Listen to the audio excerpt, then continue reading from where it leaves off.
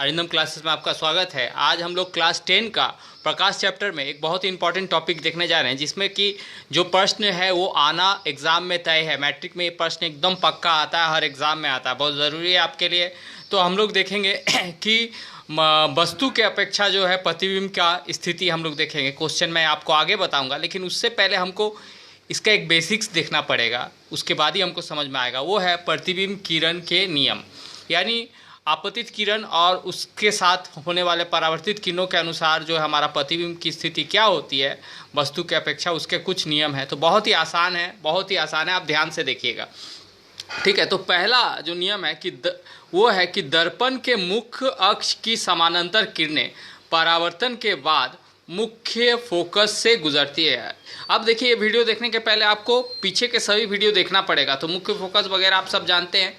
ठीक है, तो क्या बोल रहा है कि मुख्य अक्ष का समानांतर आपतित किरणें परावर्तन के बाद जो है मुख्य फोकस से गुजरता है। इसका मतलब क्या हुआ? तो देखो, ये हम लोग जो है एक अवतल दर्पण बना ले रहे हैं। ठीक है, अब जो है इसका जो हम लोग का ये ध्रुव है वो P, जो कि परावर्तक सतह का बीच का होता है, पिछले मैं आपको सब समझा चुका हूँ। ये जो है C जो है वो वक्रता केंद्र है, और जो है यहाँ पर जो है हमारा फोकस होगा, जहाँ पर कि हमारा परावर्तित किरणें मिलेगी, जो कि C और P के बीच में होता है। आपको पीछे में ही हम लोग दिखा चुके हैं। तो क्या बोल रहा है पहला नियम कि ये जो रेखा हम लोग देख रहे हैं जो कि P और C को मिला रहा है, P मतलब हमारा ध्रुव और C माने वक्रता केंद्र, ये दोनों को जो ये रेखा मिला रहा है, ठीक है, इसका जो इस रेखा के जो समानांतर किरणें आएंगी, ये जैसे कि ये समानांतर किरणें हैं, आपतित किरणें जो हैं वो आएंगी, तो वो परावर्तन के बाद इसमें टकराएगी तो परावर्तित होगी। तो कहाँ से गुजरेगी उसी के बारे में बतला रहा है कि ये फोकस से गुजरेगी। कहाँ से गुजरेगी?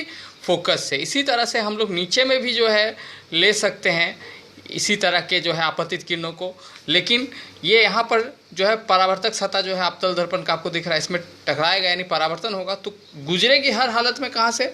तो ये हर हालत में जो है फोकस से ही होके गुजरेगी। कहाँ से होके गुजरेगी?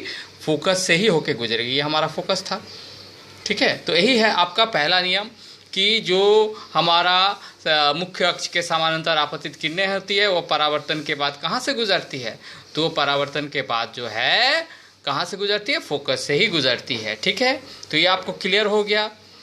ओके, अब जो है हम लोग जो है अब दूसरा सेकेंड रूल जो है हम लोग अब देखने के लिए जा रहे हैं।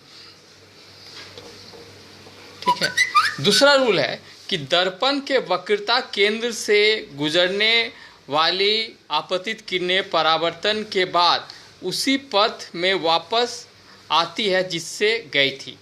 ठीक है, मतलब पहला वाला में हम लोग जो आपतित किरणें लिए थे वो कहाँ से हम लोग गुजारे थे?